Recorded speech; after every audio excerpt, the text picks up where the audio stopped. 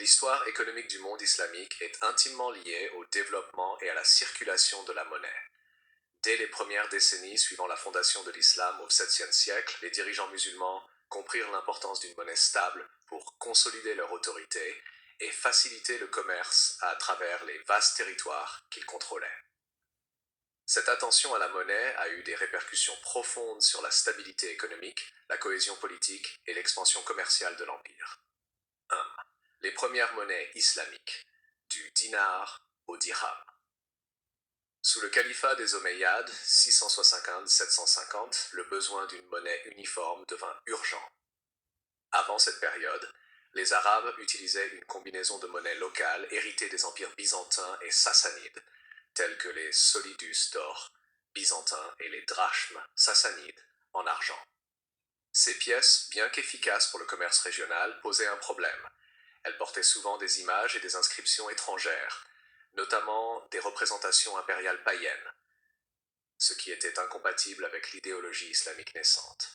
Pour résoudre ce problème, le calife Abd al-Malik, 685-705, introduisit une réforme monétaire radicale. Il créa le dinar d'or et le dirham d'argent, des monnaies frappées avec des inscriptions arabes et des références coraniques, évitant toute représentation figurative.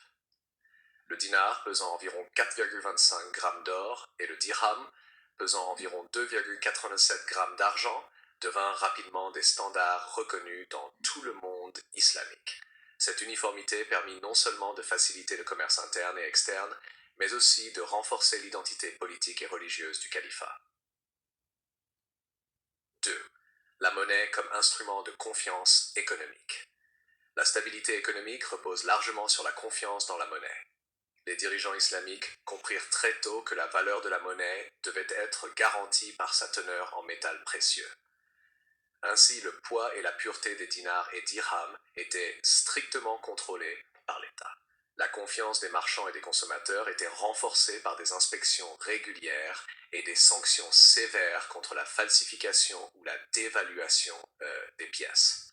Cette stabilité monétaire favorisa le commerce à longue distance.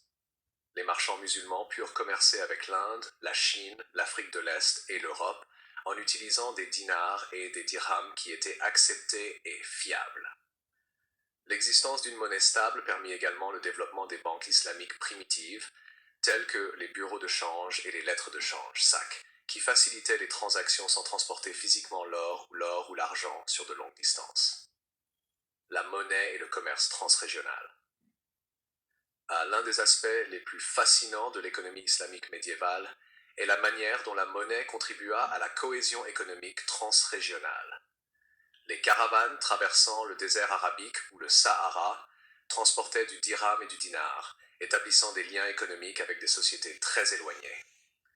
Les ports méditerranéens, comme Damas, Le Caire et Bagdad, devinrent des hubs où les pièces circulaient avec une fluidité remarquable. L'impact de cette circulation monétaire sur la stabilité économique était double.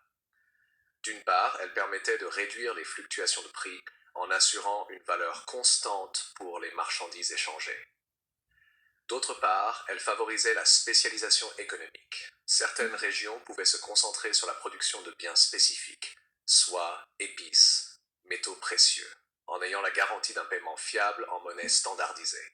La monnaie islamique agissait donc comme un lubrifiant du commerce, facilitant l'interdépendance économique et la croissance.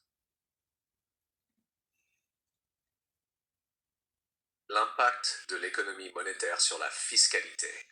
La monnaie stable ne servait pas uniquement au commerce, elle était également essentielle pour la collecte des impôts. Les califats et les émirats islamiques imposaient des taxes en dinars et dirhams, ce qui permettait un contrôle plus efficace des recettes publiques. L'uniformité monétaire réduisait les disputes sur la valeur des impôts et simplifiait leur perception. Par exemple, le zakat, taxe obligatoire sur la richesse, pouvait être calculé de manière précise grâce à des pièces dont le poids et la pureté étaient constants. La fiscalité monétaire contribua à la stabilité économique en assurant des revenus réguliers pour financer les infrastructures, les routes commerciales, les caravanseraies et les ports, renforçant ainsi la circulation des marchandises et la sécurité des routes. La monnaie devenait un instrument de pouvoir étatique et de développement économique simultanément. 5. Les défis de la stabilité monétaire. Malgré les efforts pour maintenir une monnaie stable, plusieurs facteurs menacèrent la stabilité économique à différentes périodes. Les crises de métaux précieux, comme les pénuries d'or ou d'argent, pouvaient provoquer une inflation ou une dévaluation des monnaies. De plus, certaines dynasties moins centralisées, comme les Fatimides ou les Abbassides tardifs, rencontrèrent des difficultés pour contrôler la qualité des pièces frappées dans les provinces lointaines. Cependant, la résilience de l'économie islamique reposait sur la flexibilité et l'ingéniosité des marchands. Les marchés utilisaient parfois des monnaies étrangères, des monnaies locales ou même des marchandises comme équivalent de paiement en cas de pénurie. Cette adaptabilité permit de maintenir le commerce et la stabilité économique malgré des perturbations temporaires. 6. Héritage et influence. La monnaie islamique a eu un impact durable sur l'économie mondiale.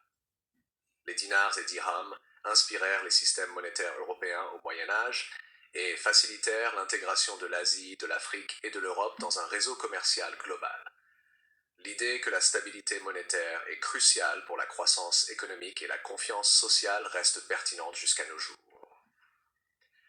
Les pratiques économiques islamiques médiévales, telles que la standardisation des pièces, le contrôle étatique de la pureté et l'usage de lettres de change, peuvent être vues comme des précurseurs des systèmes financiers modernes.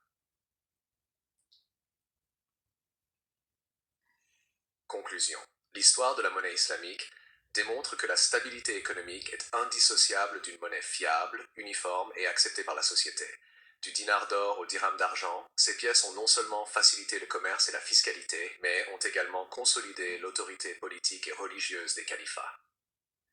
Les dirigeants musulmans comprirent que la confiance dans la monnaie était essentielle pour la prospérité économique, et leur approche pragmatique permit au monde islamique de devenir un centre commercial et financier majeur au Moyen Âge. La leçon demeure pertinente aujourd'hui. Une monnaie stable est la pierre angulaire de la confiance, du commerce et du développement économique durable.